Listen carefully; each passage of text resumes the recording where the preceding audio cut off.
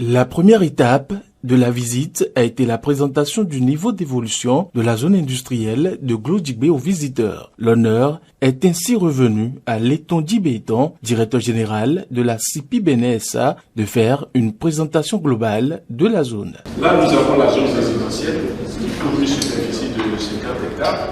Donc là, nous allons engager la construction des premiers logements d'ici à peu près 1 mois et demi.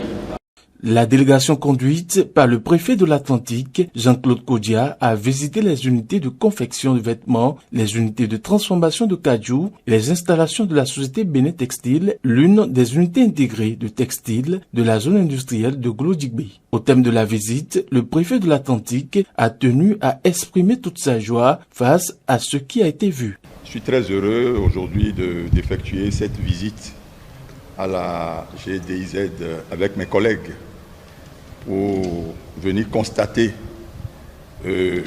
la dynamique qui s'impulse ici pour la transformation structurelle de l'économie béninoise.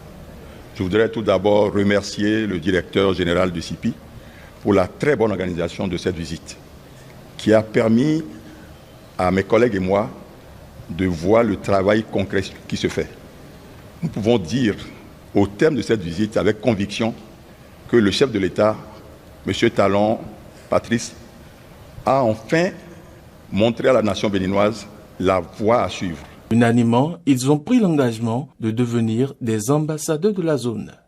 Désormais, nous sommes des ambassadeurs pour aller porter la bonne nouvelle aux populations, puisque vous savez que le préfet, c'est l'interface entre le gouvernement et les populations.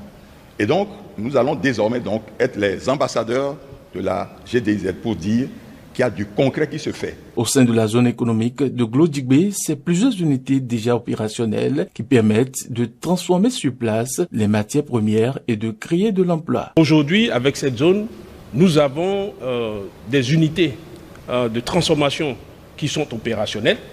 Nous avons des unités de transformation de noix de cajou qui nous permettent de transformer nos noix de cajou au lieu de les vendre à l'état brut à l'international. Nous avons des unités intégrées de textile qui nous permettent de valoriser nos fibres au lieu de les vendre au Bangladesh et au Vietnam, qui, cette vente leur permet de développer leurs industries, de créer des emplois et de la richesse.